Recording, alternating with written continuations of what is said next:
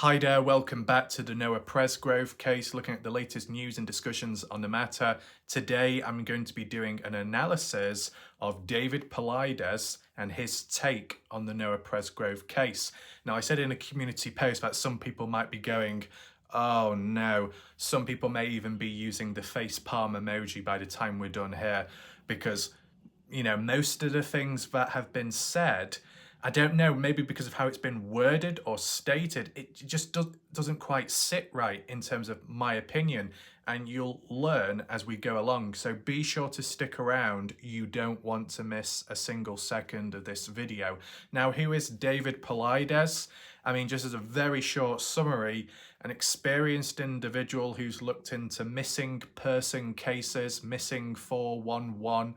There's been viewers on my channel over time who have really hyped up David Paulides, like the be-all and end-all of everything in this world when it comes to missing people. It came about when I was covering the Kenny Veach case from 2020 onwards, and people said, hey, you should look to him or listen in with some videos because of the whole missing person, national parks, UFOs, being abducted and all of that. You may be thinking right now, well, if someone like that who's very experienced there, what the hell are they doing getting involved in the Noah Presgrove case when the Noah Presgrove case has never been treated as a missing person case? It's been treated as a kind of like a mysterious death, and in the eyes of the community and those online, seen as a potential true crime case because of that foul play factor and possible murder. So what's David Paulides doing here? Well, surely it can't be that bad, right? Well, just hold that thought, because I do have some key bullet points mentioned here from what he said, from how he stated it, and I just want to try and make sense of it, right? Because this is kind of on the spot. I wasn't expecting to come across this, but I did. I just want to know your thoughts on the matter as well. So anyone that is watching during this live premiere, share your thoughts and opinions. The live chat box, right-hand side of the screen, leave your thoughts there. And in general, at any other point you want to elaborate, you have any questions, you watching on catch up, whatever, leave your thoughts as well down below under this video in the comment section. You'll also find my pinned comment with additional links if you do want to support this channel. Shout out to those that have supported the channel in recent time. It's very good to see. If you are interested in other coverage on the case of Noah Presgrove by me, there will be a playlist available top right corner of the screen if you hover over the I symbol, as well as some earlier and previous videos I've uploaded, whether that be on the Jay Slater case, latest news there, or the situation here with Noah. Now, with the Jay Slater case, that was treated as a missing person case because they could not find Jay, but eventually located his body. When it comes to missing person cases, there can be a crossover with the level of mystery, the intrigue behind it, crossing into the element of potential foul play, maybe finding the body and then escalating to true crime, murder related. When it comes to Noah Presgrove, let's make it very clear that just the simple factor of reporting it into authorities coming across a body appeared to be such a Herculean effort, considering he could have been reported much earlier on in the day, but that wasn't done. So when the likes of Jack Newton, the best friend, was supposedly there 4 a.m. to say that that's the time that Noah passed away at, no call was made then. At 5:15 on to 5:30, in between that, when the likes of Jack was back at the highway after alerting people at the house, those from the house going to the highway, none of them made calls. With the exception, you could say, maybe Caden Pressey didn't call police because he already expected the likes of Jack or the other 2 truck drivers who were there first to have made the calls. You know, if you've just got there and there's people already there, you'd be thinking that maybe they've already made the calls, and you wouldn't be asking too much because you're too focused on what's going on in front of you, which is one of your friends that has passed away. And, you know, it's a shock to you. So you're not going to think of everything. But normally, when you do encounter a problem, right, such as like a crime being committed, or you come across an injured person or a dead person, you tend to contact authorities. Most of the time, at least. There could be some kind of exceptions, but for most of it, you would make contact. That didn't happen until around 5:43 a.m. onwards up to 5:53 a.m.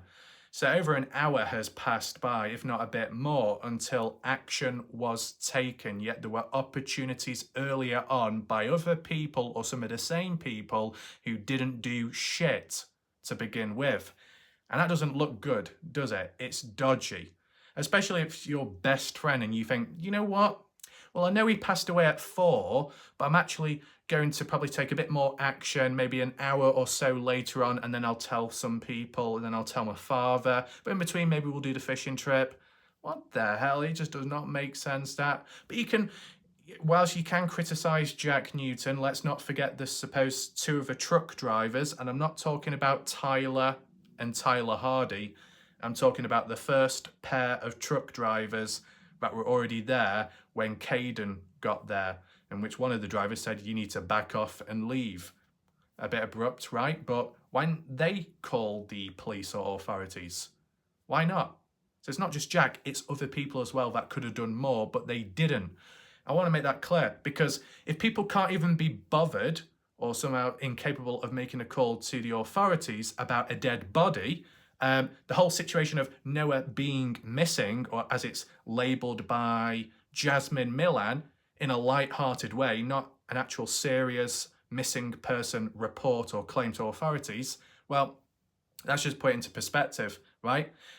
An actual dead body situation, failing to call into authorities, delays. The situation with Noah supposedly going missing, that wasn't even considered, right?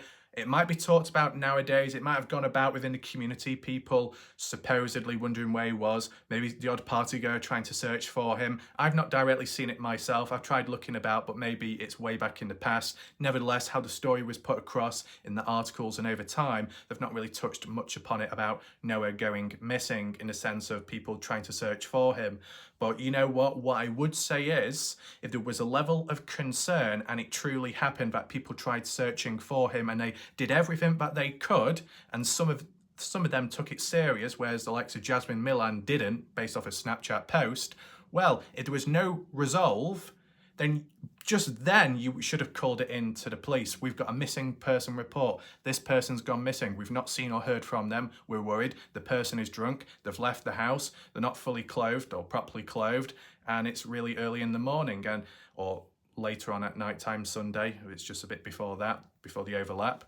Yeah, there should be more concern. Okay, we've seen it from Sarah Long, who's not even a party goer, who was reaching out to Jasmine Milan on Facebook to put things into perspective by saying, yeah, but as we've heard, Noah wandered off the night before. Wandered off, presumed missing.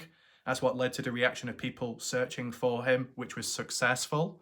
And then fast forward to Monday morning, it happened again, but this time unsuccessful in searching for him.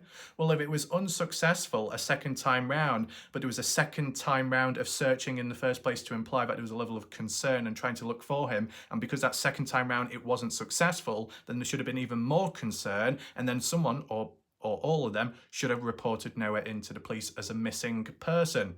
But that never happened. So officially, the Noah Presgrove case was never treated as a missing person case. In contrast, the Dylan Rounds case was treated as a missing person case, which eventually transformed into a true crime foul play case, of which you got a missing person with evidence down the line presumed to be murdered and dead, but in terms of locating the body, the recovery mission, a missing dead body. It was a missing person through and through, but eventually turned into a missing person true crime case. With the Noah Presgrove case, it's just a case, a mystery, an unsolved death with no justice, but in the eyes of the community, you could possibly call it true crime related, based off the people within the case, etc. But at not any point was it regarded as a missing person case, because they found him, okay? And then they reported him in. It wasn't the case of, oh, he's gone missing, we'll report him in as missing, and then, oh, look, there's his body, so we'll report him in as an update and say that he's actually been found dead. It didn't happen. This is not a missing person case. But for David Paulides to be involved in missing person cases, to have a wealth of experience and knowledge here and there and writing books, fair enough, but how does that convey or translate over here? It doesn't really. So I just wanted to make that clear because as it started off, David Paulides said in his video that Noah Presgrove was missing on September 3rd. What? Missing September 3rd? No. If you're saying missing in an informal way from the party, it would be Monday morning at around 3:30. And I know some people could contest that and say, yeah, but how can we be so sure that the likes of Jack, for example, is telling the truth there as to the time of when Noah left? Well, to be honest, you could question what David Paulides says in his video, where it looks like he's reading from a script or he's quoting stuff from an article, because he's not always making eye contact with the screen. So people are going to be critical with my points here. Well, we can be critical back towards the horse's mouth, right? So David Paulides states that Noah Presgrove went missing on September 3rd. But if we're talking officially, like a missing person report case, Noah Presgrove never went missing. It's assumed that he went missing from the party, but does that state or reinforce that he truly left the property? Could he have made an attempt to leave the party, an attempt to leave the property, but in the process, there was an ambush, there was a confrontation, there was an extended argument, someone or some people catched up with Noah and may have taken him out? Who knows? And then those that are at the party left in the dark about the situation, maybe Jasmine Milan, that's what led to them saying, well, more so Jasmine Milan, at 3:41, 10, 11 minutes after Noah leaving the party, supposedly, it was seen more as, oh, what's gone on here? Well, I guess Noah's missing, but not in a serious way. And how can you be so unserious about a person missing from a place? Well, because you're drunk, you're not quite thinking clearly or straight, you don't understand the true implications behind it and the issues that could be behind it, that you've got a vulnerable person early in the morning who's also drunk. You're not thinking of all the consequences because you're drunk yourself, you're just not thinking critically. But as well, this is the other thing, you can leave somewhere, you can leave a place, and if you inform people that you're leaving, you're not you're kind of missing from the event, but not truly missing because people know where you are or where you're intending on going. When it came to Noah Presgrove, he reached out to different people, from Carter Combs, rejected, to Caden Pressey, rejected, and supposedly some others, in wanting to be driven back to his place of living because either he wanted to have a break, he needed to be prepared for the next day or the day after that, depending on what was going on in life, or he just had enough of the party for different reasons, and one of which could be an argument, which was the final straw as to him leaving, just like how it was on the Saturday, going into early hours of Sunday morning when he arrived back home. The only difference was between Saturday, Sunday to the likes of Monday morning is that on Monday, he didn't have a vehicle of his own down at the party. He was driven down by others. When it came to Saturday, he drove down there in his own vehicle and returned back to his house. So because on Monday, he didn't have his own vehicle, he was dependent on others. He was in a vulnerable situation. So if he wanted to get back home, he needed someone to drive him back home. And if no one could be bothered, or they fell out with Noah for whatever reason, or they were just drunk and couldn't risk driving back, well then there's really no hope. And when there's no hope, sometimes desperate actions, desperate measures, you don't take things into consideration, take matters into your own hand. If you need to go, not that you want to go, but if you need to, you may do whatever it takes, even if it's as stupid as it may sound, walking away, right? For Noah to be reaching out to different people, hey, I need to go, I want to go back home, and people to reject or turn him down, well, there was still that acknowledgement that people heard that Noah wanted to leave, and in the end, he basically did, or at least attempted to, as the story goes, and as some of the party goers state. In terms of Caden Pressey, he can't really comment on that situation because he was supposedly asleep around the time. Caden did say he woke up at 2:43 a.m. in the morning and still saw Jack awake along with the other partygoers and even Noah Presgrove. So at least at 2:43 in the morning, Noah Presgrove was still at the party, still alive, and that was Monday morning. And yet you've got David Paulides stating that Noah Presgrove went missing on September 3rd, which would have been Sunday night. And yet Caden Pressey said, who was an actual party goer, that Monday, September 4th, he still saw Noah at the party, alive, awake and okay at 2:43 a.m. in the morning. An actual witness states that. Yet David Paulides is saying that Noah went missing the day before. Well, that's a load of bollocks. What the hell is David Paulides going on about there? Unless, because of how it's been worded, unless David Paulides is quoting what Sarah Long said about Noah going missing, wandering off the day before, Sunday night. That would be September 3rd. But although he went missing, he was found by people, brought back to the house. Then comes Monday, early hours of the morning, Monday, and then he tries leaving again, and this time round it's for good. But still, I think how David Paulides words it, he's just basically stating that the last time Noah was seen was September 3rd, and on that same day, going into the night probably, if he's referencing the time there indirectly, that's when he went missing. Nope. Because Caden saw Noah at the party Monday morning early on around 2:43. So that goes against David Paulides there. Not a good start, is it? Next point, Noah Presgrove was to enroll in the military. So basically, David Paulides gave a bit of a backstory behind Noah Presgrove, his background, his life and stuff. Supposedly Noah Presgrove wanted some scholarship, wrestling or some kind of sport. Didn't quite work out, so decided to enroll in military, but in between had a year off or so just to plan things out and work stuff out. Fair enough. We don't need to get too much into that. The next point mentioned by David Paulides was lots to do at the party. It was so much fun. And I just thought, how would David Paulides know? I mean, just the way how he words things in his video, either stating it as a true fact or stating it as if he's a witness, he was there himself. Who's to say that the party was fun just because we saw some party footage? Because at times, Noah looked like he was having fun, but did he have fun all the time? Because like towards the end of the party, maybe not. You think of Saturday, you think of Monday, arguments breaking out, not exactly a positive sight to see at a party, which in a way impacts Noah.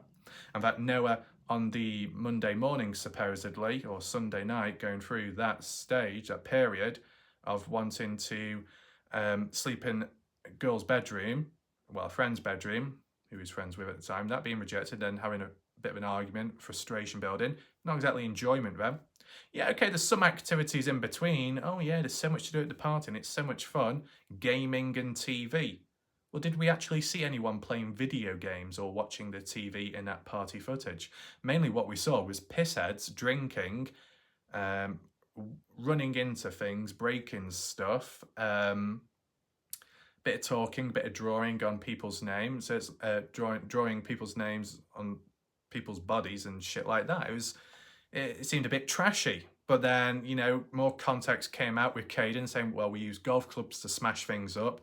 We went hunting and shooting animals left, right and centre in between. Went here, went there. And even in the morning time when the party wasn't quite underway or restarting, went to Warwick gas station to eat food. And that was Sunday morning. And then later returned back to the girl's place with the girl. And then the rest of the guys went back out again to town and messing around and doing whatever. So yeah, there was a range of different things going on, but in different areas besides just the party house itself. We only saw a very limited perspective of the party footage we saw, which may have portrayed Noah in a certain way, but does it show him in the full light? Not quite. Does it show everyone in the full light? No, because it's limited, it's missing. So It's not good enough, okay? But it's just language and wording I'm picking up on there, that's all. And then David Paulides then goes on about Noah Presgrove involved in the ATV. Is it called an ATV? I've heard it called a side-by-side. Is a side-by-side the same as an ATV? Because I typed in ATV and it came up as a quad bike. 2 wheels at the front, 2 wheels at the back, and what you put your hand on like a bike. Quad bike. That's the equivalent of an ATV.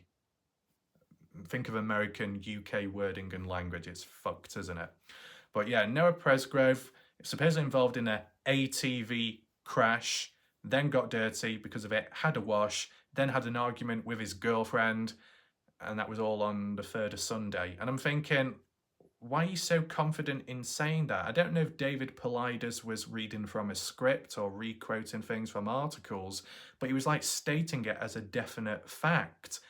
You should be using allegedly or supposedly, because we've not actually seen the crash ourselves. We've not seen the footage, we've not seen the video footage of it. We've not seen it either of the wash itself. It's just based off what some partygoers have said themselves, and they're not exactly credible, they're not exactly consistent like Jack, etc. But the likes of Caden Pressey, who is a bit more consistent than others and appears to be honest and wants to help resolve the case, he's only got limited knowledge because of him going to sleep around the time of when it possibly happened. He did not see or hear it. He didn't hear about the ATV, well, didn't see it, or didn't see the wash, but he did hear Noah talk about wanting to have a wash earlier on Sunday night, possibly. So that's worth taking into mind. That could put into perspective as to when things happened on the Sunday. But there was such confusion about the bloody party footage to begin with because it was out of order. It wasn't in the correct order. Oh, Noah's wearing beige shorts here, but then black shorts there, then beige shorts here. What the bloody hell's going on? Well, it's basically beige shorts Saturday, black shorts Sunday/Monday. Okay? ATV or side-by-side tip over Sunday night or Monday early hours of the morning. Which one? Does anyone know clearly? Phew, it's annoying, isn't it? But it's just the way David was wording it. Do we really know? Can we really believe and trust that there was a side-by-side that crashed? And did it crash? Not really. It tipped over.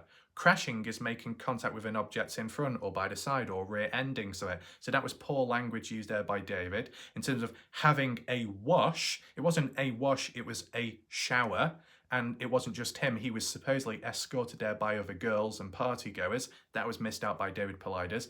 The argument with the girlfriend I've never heard before. If you're talking about the argument with a friend like Carter Combs wanting to sleep in one of the girls' rooms, or if they're talking about the girlfriend, i.e.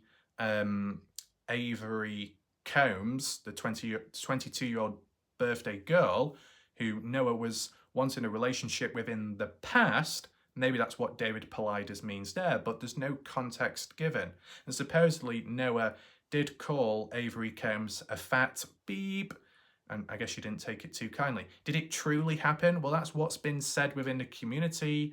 That's what's been said from the likes of Justin Roy, who got information passed on from some of his family who was attending the party at the time or so, if I'm correct in remembering, right? So things have been passed on. It's always good to hear it from the horse's mouth, but it's not like Avery Combs has spoken up about it, really, or cleared the air there, so there's no counterpoints about it. But at least at the time, Noah Presgrove, to my knowledge, wasn't in a relationship with anyone. And although it was mentioned in the Daily Mail as that, the family themselves said Noah wasn't in a relationship, didn't have a girlfriend at the time. Unless there's something what we're not being told, but David Paulides seems to know that Noah had a girlfriend at the party. Not that I'm aware of. I mean, any of you? It just seems a bit random, that. Yeah, I mean, Noah did have like an argument with his best friend from the looks of it and from what's been said with the likes of Jack Newton, but as with an argument with his girlfriend, he didn't have a girlfriend at the time, so I don't know what David is talking about there. I think someone said something about a 16-year-old girlfriend, and I don't know how that links. And if you think of a 16-year-old girl, and a certain cousin, what the hell's going on? But then that's crossed wires, that's misunderstanding, that's lacking of context, and that would annoy Caden Pressey. You get where I'm coming from? Let's keep it limited there so we don't go too off the track. So yeah, supposedly all that happened 3rd of Sunday, hence why he went missing on Sunday as well, in that order. No, because that went into Monday, right? I think things are a bit stretched out, but here it's underestimated in a way. Now, next point mentioned by David Paulides was Noah Presgrove was rejected by a friend in terms of wanting to sleep in her bedroom, Carter Combs, but the name wasn't given by David, but as we've heard, it was Carter Combs from the looks of it. But Noah then tried to find his shoes after that situation, only found one, put on another random one, mismatch, which was one of Caden Pressey's Hey Dude shoes, and then walked out, just like that. In terms of it being worded that clearly and that simple, I've not really heard it like that before, right? ATV, tip over, house shower, then wants to sleep in one of girls' rooms, rejected, decides to get a bit frustrated because of that rejection possibly, and then just walks away, finds some shoes quickly, and then leaves. That just seems a bit too abrupt in a way. I was thinking in the process of it, maybe the argument falling out between Noah and Jack, and Noah thinking, oh, I've had enough of this. It happened Saturday. It's happening again. I just want to get away from all this shit. Earlier on, I've already reached out to people about wanting to get a lift back. No one gave me that offer or chance to be driven back, so I'll just walk back myself. I'd rather walk away than be anywhere near you lot. I don't know. That's one way of looking at it. Fucking radiate in front of me, in the way. So let me know your thoughts there. Yeah, the bit about just finding shoes and just putting them on like that, I don't think it was just a simple act of finding some shoes and putting them on. I think there was a bit more of a rush, maybe a bit more of urgency, unless because of being drunk, not quite there with it, just thinking, oh, any shoe will do, especially if it's the same sized shoe, it doesn't really matter. I mean, if you had poor lighting, maybe you could put the wrong clothing on or the wrong jacket maybe, or if something looked very similar to something else like you've got, yeah, you could get the wrong one. But, if one's a Hey Dude one and then another one is an Adidas shoe, which is Noah's, then surely it's going to stand out from one another, unless Noah wasn't really paying much attention or he wasn't really bothered at the time, he just really wanted to go. And, not thinking before taking action, possibly, and mistakes being made along the way. Still, I find it a bit weird how David Paulides worded it there, like, this is a fact, that's a fact, and that's the fact of the order of things. But even that's not 100% confirmed, is it, within a community, like how things switch and change and how people state something and then change it afterwards, or they've changed other things, but then when they say something like this, how truthful is it? Can we truly believe in it? Well, David Paulides seems to, in terms of how it was worded. The next thing mentioned, argument with girlfriend. I mean, that's, as I said, that's something that stood out to me, because the argument what I heard about more so was a situation with Jack Newton, the best friend. Happened Saturday, happened supposedly Monday. Maybe that was the final straw behind Noah leaving, but in the process, things escalating from there, because it was Justin Roy, from what he's been told and from what he's heard of Family of Family that were down at the party, to do with that argument on Monday morning between Noah and Jack Newton, that the argument was very aggressive and kind of violent, involving physical contact of pushing and shoving. And you know how things can go there. It can get into a full-blown fight, one-sided, or back and forth, right? So David didn't mention anything of that, nor no mention of the likes of Caden Pressey, who's a key witness in the case, who's done some important interviews. That's unfortunate. David Paulides then started talking about the sheriff, the Oklahoma Highway Patrol, Jefferson sheriffs, etc., had difficulty in locating Noah Presgrove. Oh, no. They did not have difficulty in locating Noah Presgrove because he wasn't a missing person in the first place, nor were the authorities looking for a missing person in the first place. Basically, fast forward on to about 5:43 a.m. onwards in the morning of Monday, September 4, 2023, that Tyler and Tyler Hardy called it into the police. The dispatcher said, right, we'll get someone down there. First on scene was Jimmy Williams, the undersheriff, or whatever you call it, and then the main guy, the main sheriff, came along shortly afterwards. Well, Jimmy arrived at 6:18 a.m. and Jeremiah Wilson arrived at, I think, 6:25 a.m. onwards or so. So there's a bit of a time difference, but they got there. They got there right where the body was, because the people that called in said this is the spot, this is the location. So it wasn't that hard for the authorities to come on down there and find the body, right? They weren't searching for the person to begin with. They were told where Noah was, and it had nothing to do with a missing person scenario. So I don't know why David Paulides was stating that these authorities had difficulty in locating Noah, unless what David is referring to is that police dispatcher that was asking a lot of questions about the highway. Which direction is it facing? Where does it go to? And wanting to know about that in order to tell the people where the spot was. But nevertheless, even if that's what David is talking about, it was pretty much resolved in a short space of time by the likes of the first caller. And I think even Tyler Hardy added on as well, explaining the situation. So it was resolved very quickly within 2-3 minutes. So then dispatcher said, right, someone's going on out, Jeremiah and also Jimmy, and they got down there successfully. It wasn't that difficult. And it was already in motion that they were going to the scene of a dead body, not a missing person. Not tracking or trying to hunt down, where's this missing person? They were last seen here, now they've gone. Where could they be? It's none of that. Noah was found on the highway. It was reported that he was on the highway and the police were sent down to the highway, not missing person. No difficulty, right? You can say difficulty in the case in getting justice, yeah, overall, but the locating part, no. You could say the friends had difficulty in locating Noah if he was supposedly missing, but where's that full-on proof to say that they were searching for Noah who was missing? If the likes of Jasmine Millan didn't even take it serious much earlier on. Obviously, it wasn't a big deal, right? That's how I see it, and that's how it's been worded. Next thing mentioned, David Paulides said, in regards to September the 4th, no one knew where Noah was.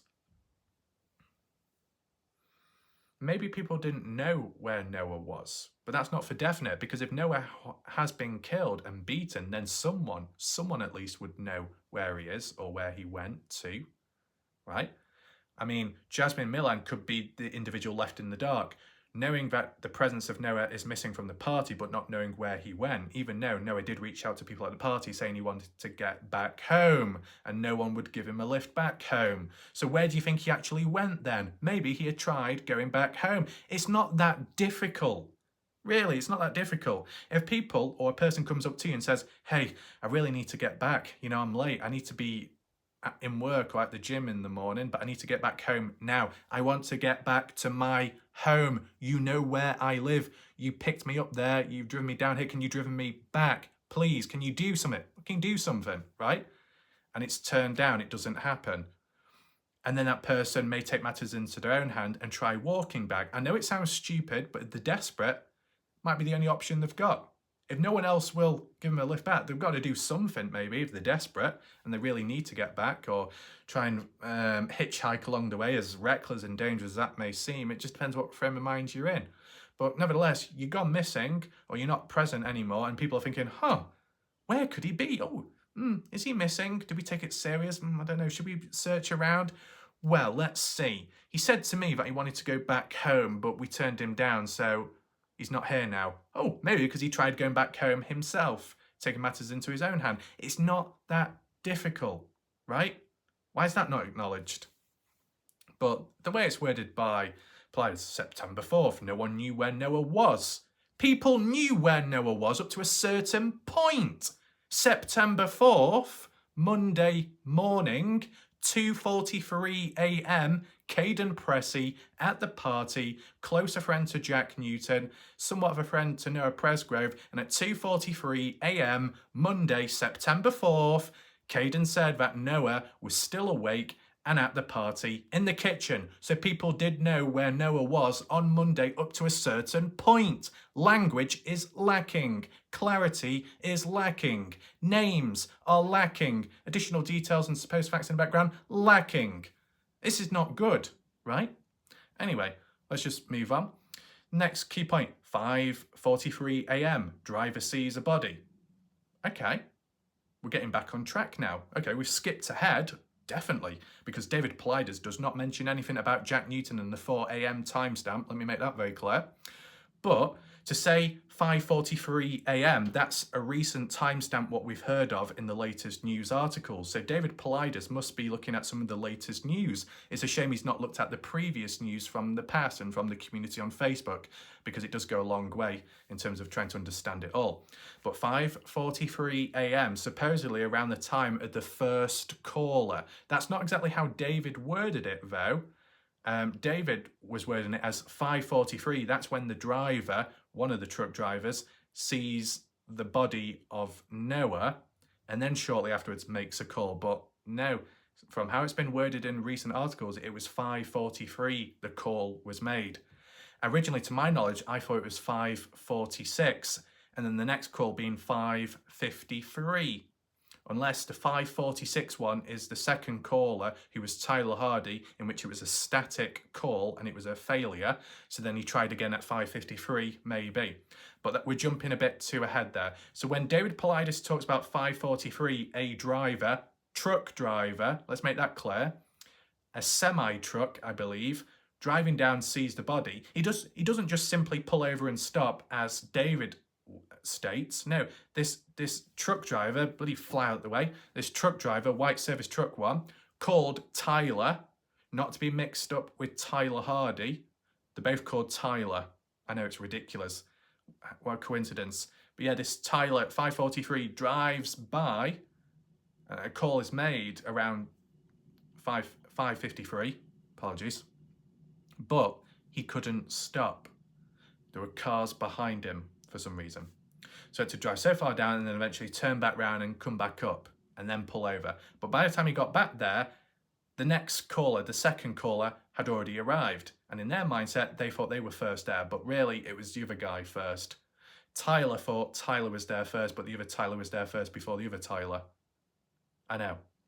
But end of the day, from what David says here, that when the second driver arrived, the pickup driver, Ford F-150, which is Tyler Hardy, who was on the way to work, pulls over. Then they both call 911. No, they don't. They called a bit earlier, 5:43 a.m. roughly, and at least 5:53 a.m. Bit more spaced apart, right? Descriptions are given. As we've heard, same old, David Paulides re-quotes that about a deer situation or a body, blah, blah, blah. We've seen that before. Okay, nothing new there. David really focuses in, though, on the folded pair of shorts near the body. How strange, how unusual. But then he whips out his 411 book or something and says, by the way, I've done this book. If you read this, if you know all about it, this really links in with the shorts. And I'm thinking, okay, bit of advertisement, fair enough. But are you actually going to elaborate by how it links to a missing 411 case when this is not a missing person case, but the situation of the shorts near to the body and being naked links to a typical missing 411 National Park missing person case of aliens, UFOs, and all kinds of stuff pulled out from the rear? I mean, no.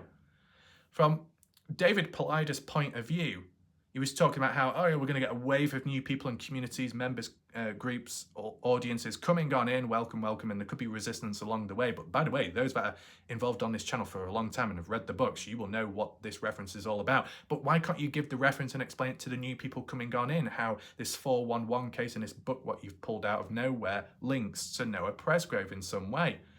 Most people aren't going to know the context unless you're an insider, unless you're within the case, not the case, but on the channel of David for some time. If you're not going to know.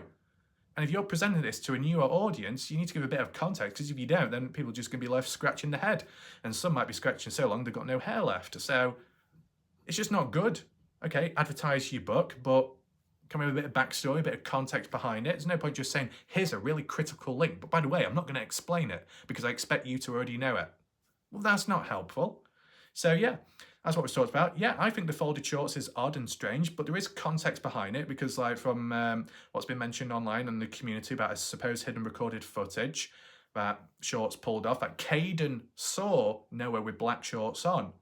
But the truck drivers later, the second pair of truck drivers, make it very specific there, Tyler and Tyler Hardy, said there was no shorts on Noah.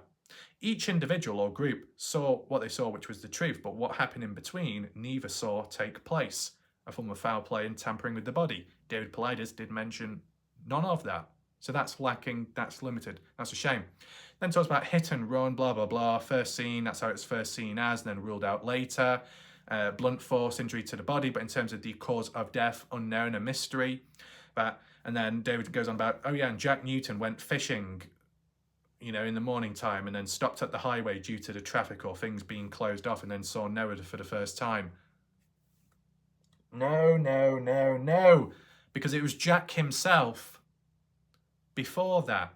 Now, David did not give a time, but basically, just to clarify things, what David Paulides is referring to here about Jack going fishing and stopping along the highway to find out about Noah dying for the first time ever, despite knowing it earlier on, what David is referring to here is 6 in the morning. 6 in the morning, okay? 5:53, Jack sends a text to his father about going fishing and meeting at the ramp of Warwick Lake or so, whatever. And then after 5:53, getting ready to go north on the highway as you would to Warwick Lake, but along the way, a mile down, then coming across the body for the first time. But it's not the first time, is it? Because Jack stated that at 4 in the morning on that same day, earlier on, that's the time of when Noah passed away. And for someone to know that would mean they would have to be at the highway at the body when it happened. So this is not your first time at 6 in the morning coming across body. When you stated at 4 in the morning, hours before, that's when he died, and you must have been there to see and witness that, to be able to mention that point. And even if that wasn't the case, 5:15, when it was clearly documented and reinforced, that just before 5:15 at the highway to then come down to the party house a mile down south to then tell them that Noah's dead on the highway, and then them all going back to the place, and then Caden at 5:30 a.m. after 10 minutes of being there, arriving at 5:20, leaving at 5:30, being told to by one of the truck drivers and the other guys as well, Isaac, Brylan, Mikey also leaving as well, but the likes of Jack allowing to remain on site, which is a bit weird and dodgy. But then again, because Jack may have been there much earlier on and then the truck drivers came along, they may have seen Jack as a witness and a best friend to Noah, so they decided to be lenient and say, you know what, you can remain if you want. But these other people rubbernecking or claiming to be friends are just an audience and it's unnecessary, so you go. David didn't mention any of that, right? But from what we've heard countless times, that 5:15 in the morning was when Jack made it back from the highway to the party house to tell people about the death of Noah. So it's not the first time Jack hearing about it at 6 in the morning, he heard about it earlier on. So for David Paulides to go along with the fishing trip, and in a way it could be interpreted as believing in it, is a bit too robotic, right? Because the fishing trip has been a bit dodgy as well. Okay, maybe it was cancelled in the end, but was it initiated in the first place as some kind of alibi? Because at the end of the day, if you take out all the earlier timestamps and you just look at 5:53 onwards, it makes Jack look very innocent, and it looks like a normal day out, halted by an unexpected event which involves you because your best friend has been killed or just dead, right? Yeah, that's normal. But all the timestamps before that, in which some of them are supposedly true and been reinforced by other key people, well, yeah, it turns everything upside down. Yet David neglects that. I don't know if it's because he's not researched into that bit, or he just doesn't see it as the truth, or he doesn't believe in it, but no reference, no mention of it, nor no reference or mention of an argument between the likes of Noah and Jack, which is significant. A friend, best friend having an argument, started Saturday, ended Monday. Last thing to happen, maybe. Some things that shouldn't have been said. Final words before the inevitable or escalation. None of that mentioned by David. Next thing mentioned, though, like David says, was that the body was identified by Jack as Noah Presgrove, his best friend. And that basically is 6 in the morning, right?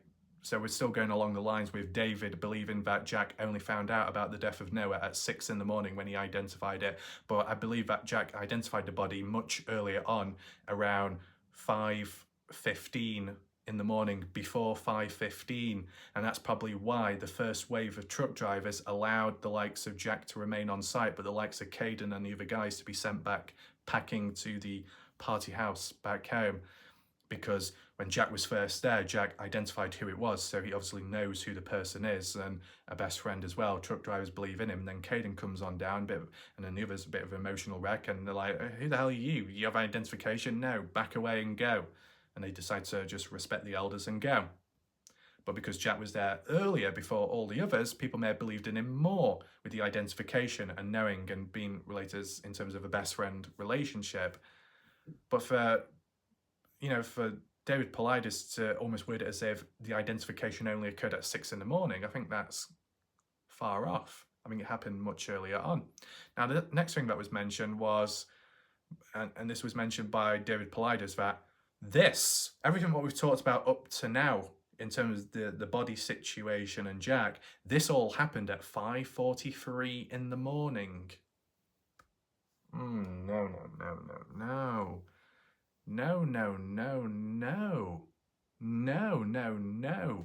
That's not like how it's been worded. If you take it from the likes of Caden Pressey got there at 5:20. So you can say there's a bit of a 23 minute time difference there at least. But at 5:20 in the morning when Caden got there with the guys and Jack was there, returned back at the highway, 2 truck drivers, none of which were Tyler or Tyler Hardy. 5:30, Caden leaves.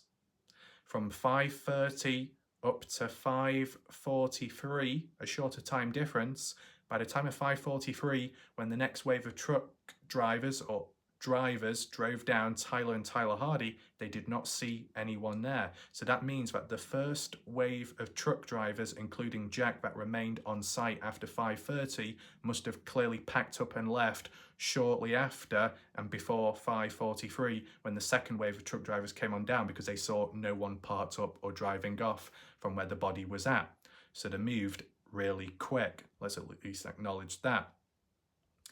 Then at 5:43, those Tyler and Tyler Hardy come on down and then eventually park up.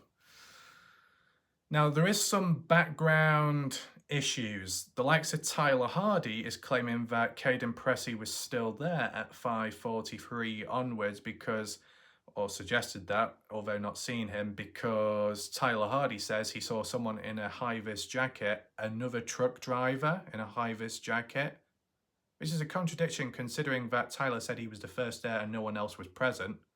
And yet, in a way, Caden was there before those two and Jack as well. So if they were there before the truck drivers, they should have remained there, right? So then when the truck drivers came on down to claim that they saw a high-vis jacket guy telling someone to leave the area, in which Caden Pressey experienced the same thing, but earlier on before the second wave of truck drivers came along, is there some kind of cross connections of, in both situations, they're both true? That what Tyler Hardy saw, besides the body being naked, more so to do with hearing someone being ordered to leave the area, is true in that situation, but it's completely separate to the situation as to what Caden experienced much earlier on when he was told by another different person in a high-vis jacket to leave, and that's what he did. So we're saying it wasn't just Caden there, it was another person after that was told to leave, but who would that be then? Or are we seeing some kind of double vision, duplication, seeing double? What the actual hell's going on? Now, I know that confuses the situation, and I don't know what you think about David Paulides' claim of all what we've heard was at 5:43 a.m. No, things did happen after that. The identification of Jack was actually, well, in terms of it being referenced, at least, that has been mentioned at 6 in the morning, but it has also happened much earlier on. And even at 5:43, that's to do with the second wave of truck drivers. The first wave of truck drivers were there before 5:43. But then when 5:43 came about, that first wave of truck drivers must have moved on, because when the second wave of truck drivers, Tyler and Tyler Hardy, came on down, they didn't see a first wave of truck drivers. They didn't see Caden Pressey. They didn't see Jack Newton, right? Jack Newton returned back supposedly at 6 in the morning. They're back, there and back. Bloody hell, what the hell's going on? But David doesn't mention any of that. And I know it could sound very confusing what I've just said, but that's how it's gone about within this case. And whether it's all 100% true or there's a big misunderstanding between different people, it still needs to be acknowledged, because a range of stuff went on, but it didn't all happen before 5:53. It kind of spread out, right? Just like how by saying how, oh yeah, everything that happened with Noah going missing, that was all on Sunday. No, it wasn't. It goes over into Monday. Caden said that himself. Come on, what the hell's going on? Anyway, what else? Oh yeah, David Paulides said that Noah Presgrove was on his side. His legs were straight and arms were tucked. Now, David Paulides, is he referring to the state and the position of Noah's body when the likes of Caden got down there earlier? No. Does it sound more similar to the description given by the likes of Jimmy Williams, one of the first on scene police guys? Yeah, but it's still not even right, because, okay, Body on the side, that's what Caden said earlier. That's what Jimmy said later, the police guy. Legs were straight. Yeah, that's what Jimmy said, the police guy. Arms were tucked in. Nope. That was not mentioned by Jimmy as it was quoted on Daily Mail. Jimmy said that the arms were not tucked in. So what were they doing then? Well, they just weren't tucked in. They were doing something else. So David Paulides got that wrong, how he worded it, and he didn't exactly quote who actually said that. David Pides was just saying it in general as a fact, but it's not exactly a fact because, in a way, Noah Presgrove's body was like a mannequin. It was moved about in different positions. When Caden was there, he saw Noah's body with black shorts on the side, neck twisted like that, probably because of the breakages within, and the legs and arms were spread out, right? Both legs and arms spread out. Now, I can't get my legs up high enough to show you on screen, but you get the idea of what a body could look like spread out whilst on its side. By the time of when Jimmy got down there, same position, but the legs were now straight and the arms weren't tucked in, as in the fetal position as it's been described online. Why would the legs go from being spread out to closed? Well, it's just like how the shorts were once there and now no longer on him. It's because when you take shorts off, you tend to keep your legs closed, so it's easier to pull them off. Just like how if you're taking a shirt off, you probably do something like that instead of like this, just so it slips off more easily. Now, we know that Noah was dead by then, so he couldn't have taken them off himself, so someone else must have done that, and that must have been in between when Caden left, but before 5:43, when the second wave of truck drivers came on down, and his supposed hidden footage shows all that going on, but it's not been revealed publicly, right? David doesn't mention anything of that, which is unfortunate, okay? Next thing mentioned, yeah, this was weird language. I don't know what he truly meant, but David Paulides said that there were positive signs of death, so he wasn't transported. But then later goes on to reinforce that there's a chance that he was dumped there on the side. What? Positive signs of death? Well, I think it's pretty obvious. If the person's not breathing or moving, they probably are dead. And you look at the injuries as well, dead. So he wasn't transported. What the hell does that mean? Either way, Noah was likely transported from when he was killed or where he was killed, then dumped at the highway from the looks of it in terms of positioning, in terms of the lack of blood, but then later was transported to wherever needed to go by the ME, medical examiner, even though that was really delayed and went on for 10, 11 hours of delays into the afternoon of Monday. So the rigor mortis or liver mortis kicking on in didn't help. Should have been done more quicker, more fresh, but the ME took priorities elsewhere in another place. That's not mentioned by David, so that's lacking as well. Next thing David mentions, well, no, he neglects to talk about the actual scalp being ripped off and the shape of it. He just says there's chunks of hair missing. What? Not just a bit of chunk of hair, the bloody scalp. That wasn't mentioned by David, which is weird. David also said, David Paulides, he admires the LE on how they've handled the case. Now, I don't know about you, but I think there'll be people in the community, not me, but people in the community that would say, is David Paulides being paid off by the family or paid off by the police to say that the LE have done a really good job? If the LE did such a good job, then why did they completely neglect searching the party house for any clues or evidence? Why did the LE neglect arresting anyone due to breaking social hosting laws in which a person was buying and serving alcohol to underage people, breaking many laws, and also having firearms present in the presence of drunk people? Should have been arrested, should have been charged. Some things in the past as well with Carter Combs. None of it was followed up. LE did none of that. LE weren't proactive. They were like, yeah, okay, whatever. And David Paulides says he admires the LE on what they've done. What a load of shit. Wow. I don't know if anyone's got a headache yet. I'm okay, perfectly okay, but it just doesn't sound good, this. Saying that you admire the LE. It's almost as bloody delusional as those delusional, whether it be locals or those just in the community of the Dylan Rounds case, where we're bowing down, arse-licking the LE and saying, oh wow, Box Elder did such a good jolly job what they did. Fuck that, they didn't. You see how long it was delayed and dragged out? The fact that if Brenner was apprehended much earlier on, but Dylan Rounds could have been still alive till up to a certain day. Proactiveness lacking, corruptness not so much, but the lack of proactiveness, that same feature mentality links to the Noah Presgrove case. That lack of let's do this, let's do that, let's take it serious, let's work our way back to here, let's check this out. No, we won't. Oh, Dylan Round's case, yeah, we got these resources, but we won't use them. The LE, well, we've got resources. We could do a search warrant. We could do luminal for blood and this and that and trace back where the blood could be, where the body actually was at the first place, where it was killed, and maybe ask a few other people and even ask for the devices. No, we won't. We'll just sit back in a way and make it kind of harder on ourselves because actually we want it to be harder so then we don't have to solve it as quick. That's what it comes across as. And David Paulides indirectly agrees with that and thinks that's good. And as I said, keywording language indirectly, because we know what the LE have been like. Does David truly know? You'd think he would, but I don't know. Next point mentioned by David, in quotes, nobody at the party was involved in Noah Presgrove's death. How do we know for certain? I think there'll be some people really pissed off, not with my video, but with what's been stated. And as I said, I'm just relaying what this person has said. And it just happens that this person is quite an experienced individual when it comes to missing person cases and is well known in the US and to an extent on YouTube. I believe they've got 700,000 subscribers on YouTube. High profile individual to an extent, really hyped up by the masses of people out there, including some people on my channel over time. And what I'm seeing here is an absolute fucking disaster. What the actual hell is going on? That nobody at the party was involved in Noah Presgrove's death. And that's what's been stated by David Paulides. David Paulides believes and admires the LE in terms of what they've done for this case, on top of the fact that David Paulides believes that nobody at the party was involved in the death of Noah Presgrove, and that's stated as a fact.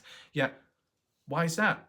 Because the LE, as he worded, the LE checked all their social medias and their phone pings and bits and bobs like that, and it didn't show any suspicion.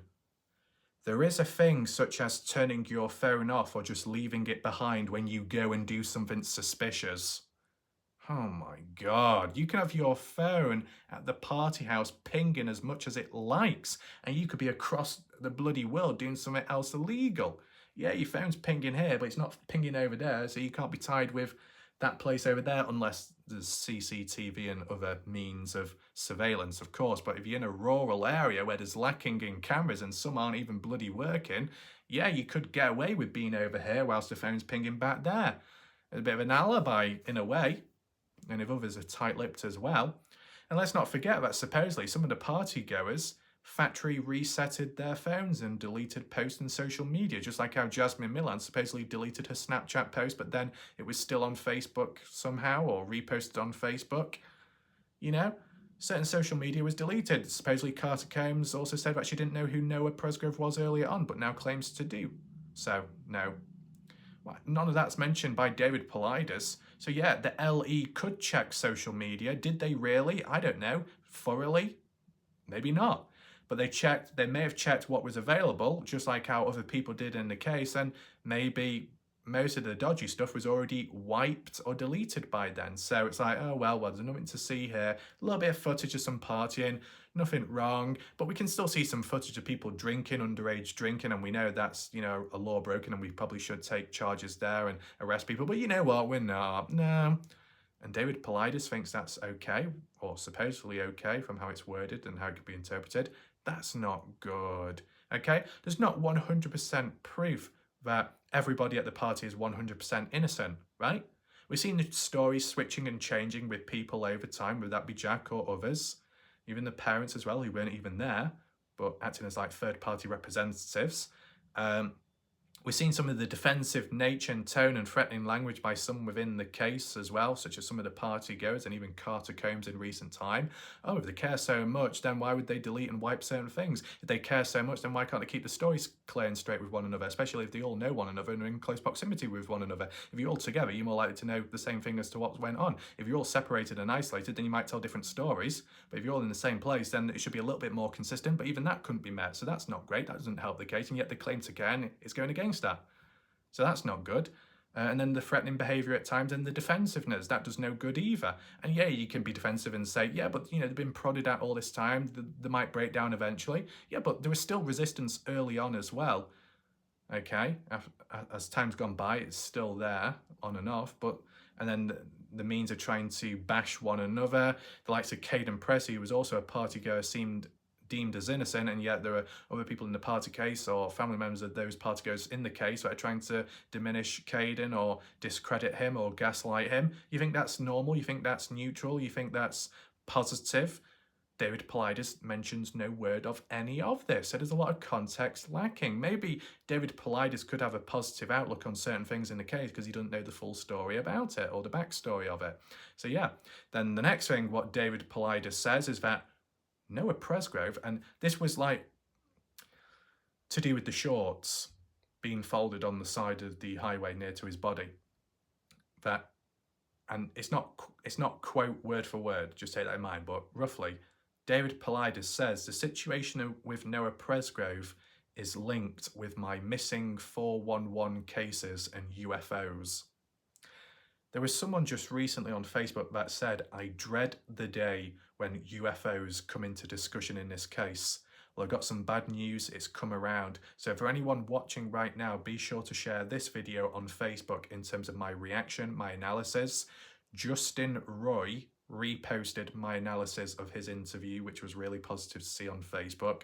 I think Dusty reposted some of my videos as well, which is really good to see. If there's anyone else, feel free to repost this video analysis onto the Noah Presgrove's Army Facebook page.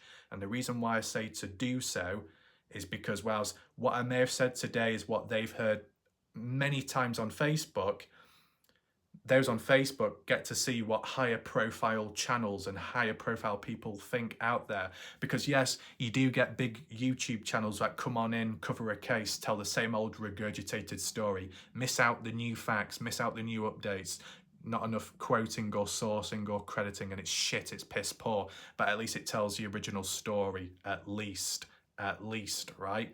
And it brings new eyes, a new wave of audiences coming on in, makes it popular again, the case, and a big burst and boom in attention, right? When you got someone with a big audience. Okay, David Paulides, I think 700,000 subscribers, 61,000 views and counting on his video of Noah Presgrove, maybe a handful of new people coming on in. And how David Paulides states it, that no one at the party was involved in Noah's death. We don't know that for certain. That Jack only got there later on, and it wasn't much earlier, even though Jack said, in a way, it's not worded correctly. The truck driver situation, not exactly worded correctly. Caden completely ignored, neglected in this. Noah going missing in the first place, that's kind of misunderstood. So what I'm getting at is, and even with praising the LE as well, crazy, David Paulides' take on this case is very limited, and arguably there's a level of misinformation or just poor wording and language.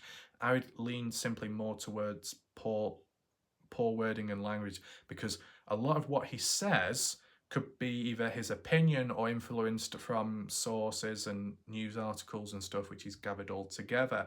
But you need to be using key words such as allegedly, supposedly, from what's been said here, from what's been said there, with maybe counterpoints in between. If you're just stating it as a cold, hard fact, you better hope and have your fingers crossed that it is truly a fact. And with some of the stuff mentioned, we don't know if it is truly a fact, etc., etc. You know where I'm coming from, right? So if David Paulides has a big audience, fresh faces, and he teaches them about the case, but in the wrong way, all those people are going to have a wrong impression of this case, aren't they? And that's detrimental to the case.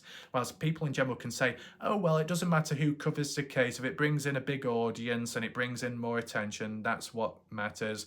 Good publicity, bad publicity, it doesn't matter. No, it does bloody matter, because if the wrong story is told and lots of new people come on in, they're going to have a certain perspective of the case who won't see eye to eye with the long-time viewers that know what's going on in the case. So then there's tension, there's disagreements, there's conflict, there's drama, and it all goes downhill. I've seen it, okay? I've seen it in the Dylan Rounds case. Not good. I've seen it in the Kenny Veach case.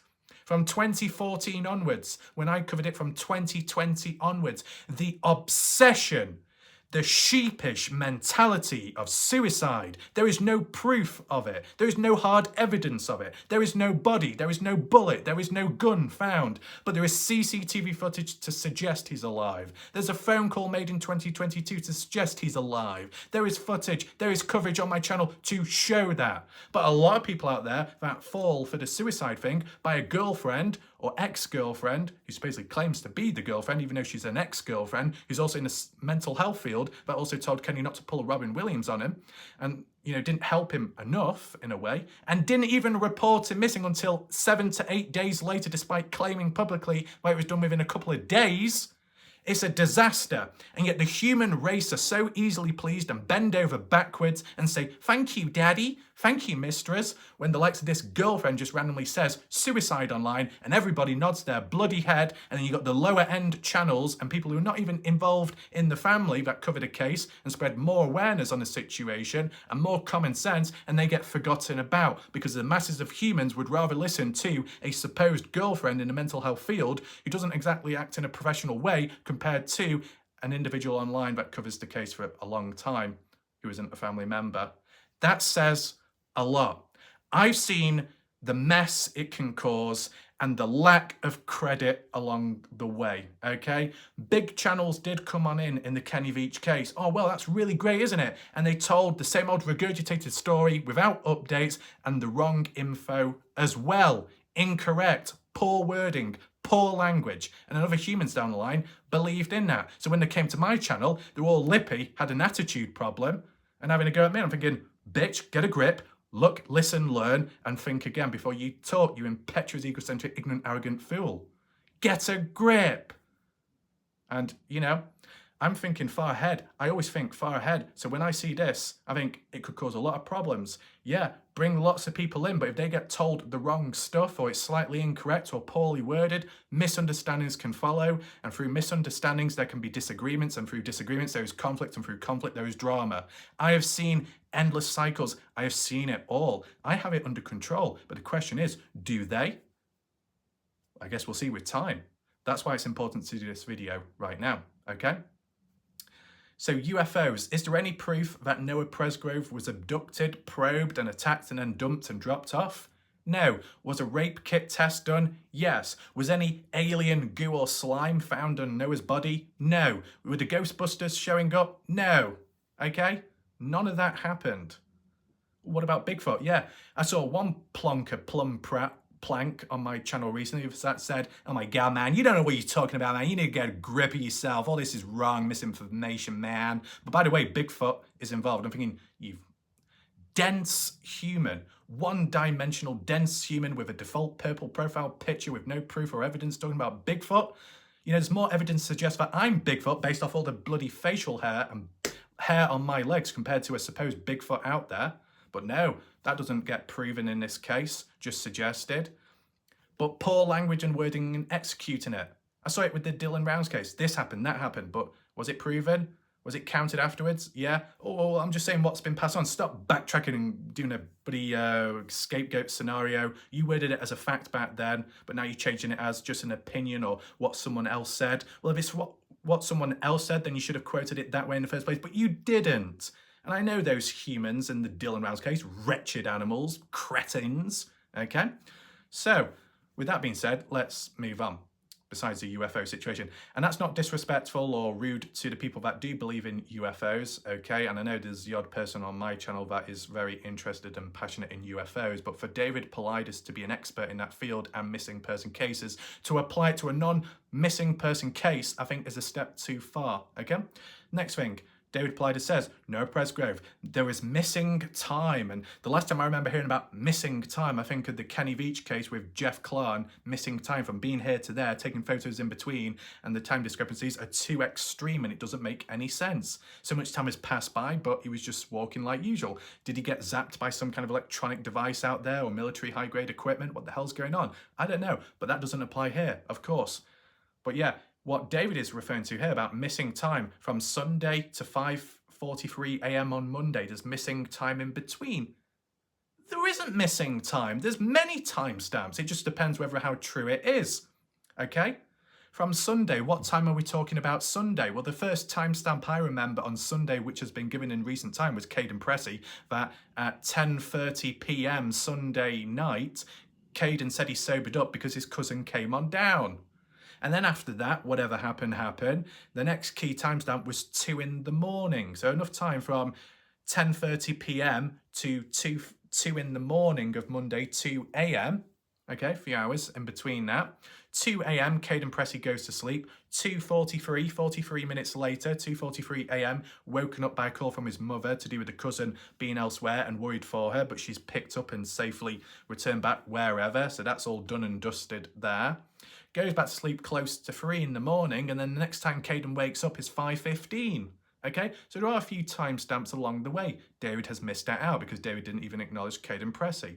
So to say that there's missing time, there is not missing time because you've even got 3:30 in the morning when the claims are that Noah supposedly left the party or made an attempt to leave, and whatever happened, happened. Is 3:30 truly true?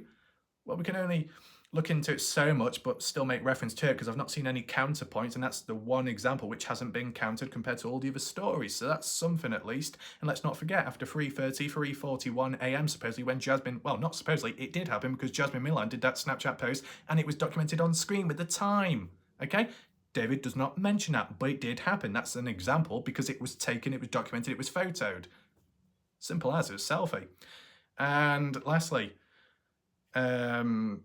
to tie back in with this missing 411 case in Noah Presgrove, young males drunk in awkward positions finding danger, and that's the pattern to the 411 case. I don't think it's that much of a deep pattern because really anyone can go missing at any time, no matter how big or small or strong you are, whether you're drunk or awake. If there's something that takes control of you, normal humans, ambush, or something further afar from this world or mysterious, it can get you, okay?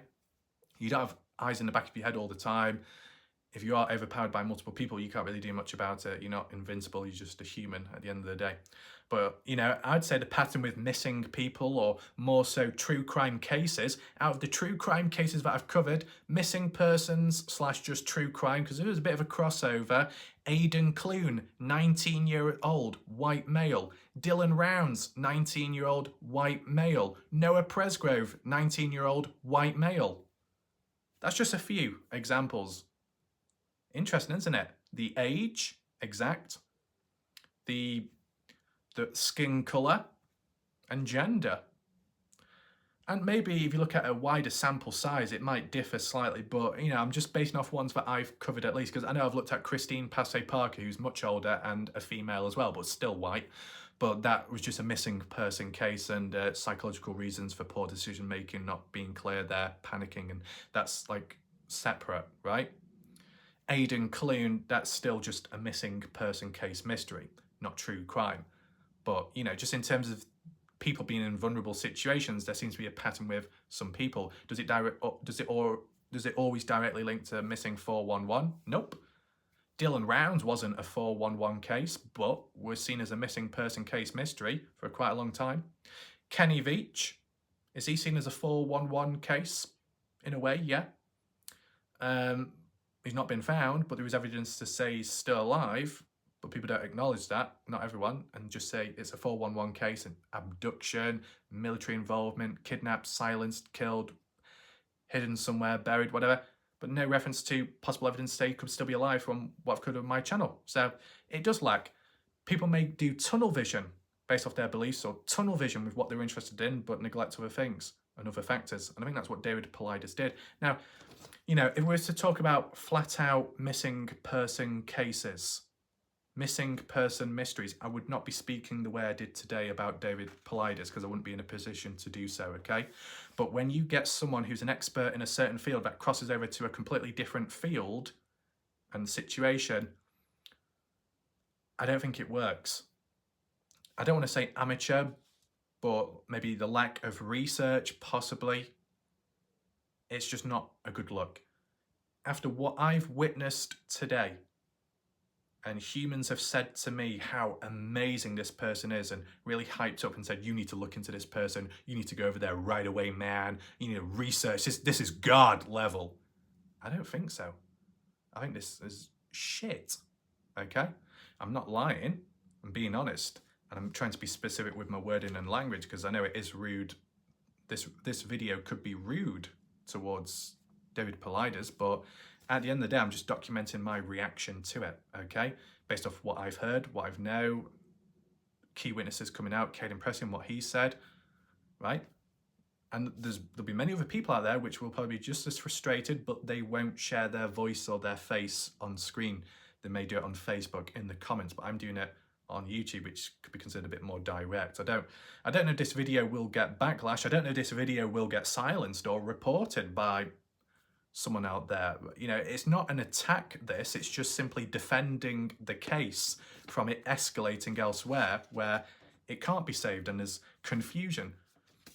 Even if I do come across a bit critical here, this is not exclusive to one individual. I could be like this with another individual. I'm definitely like this with the news articles. You saw it with the Kenny Veach case. So if you don't like it now, but you found it okay then, well, not much you can do about that situation, okay? It's called balance. It's called treat that person that way, treat that person the same way, and even treat yourself the same way, right? Because sometimes when something has gone wrong, you've seen me how I've criticised myself. I even got that belt out there and I fucking whipped myself over the back multiple times. Unfortunately, I think I got a bit too carried away because I spent 12 minutes doing it and I got lost in time. So a bit dodgy, isn't it? But, you know, it depends how many shades are within me. And at the moment, I think not exactly 50 shades darker, but 50 shades strangle me. And no, don't worry, watch your crazy. I don't think there'll be any of that happening. But you see that? The blood pressure is through the roof, man. Anyway, all under control. But I think what we looked at today was a bit messy, wasn't it? But it might help as a way to just learn again about the case and to recite what's been said and how things supposedly went. I think there was a lot of details and timestamps lacking today from David Paulides' point of view and coverage, but it is what it is. But the confidence in believing that LE have done everything they can, I think that's a stretch. But the fact that no one at the party was involved, I think that's a bit of a stretch as well. You don't know that for certain. You weren't there yourself. I wasn't there. Oh my God, there's a big spider. Oh my God. How do we get rid of that? Give me a second. Well, it's not a big spider. Oh shit, it's gonna be on the radiator. Go over there. You see, all kinds of things happening. Getting flies, getting spiders attacking me, and this is not even a proper live stream, so the agents have been sent in early, but nevertheless, still managed to finish this video.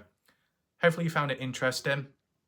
This was done all in one take with just, you know, a couple of notes, bullet points, just so I could re-quote things said from David and other, you know, things roughly summarised, just so you see it from the perspective and the situation. Be sure to share this video, like it, thumbs up, and appreciate your patience if you did manage to watch all the way through. And yeah, I think I might get some water, a bit dry now. And thanks for watching. Goodbye. Good night for now.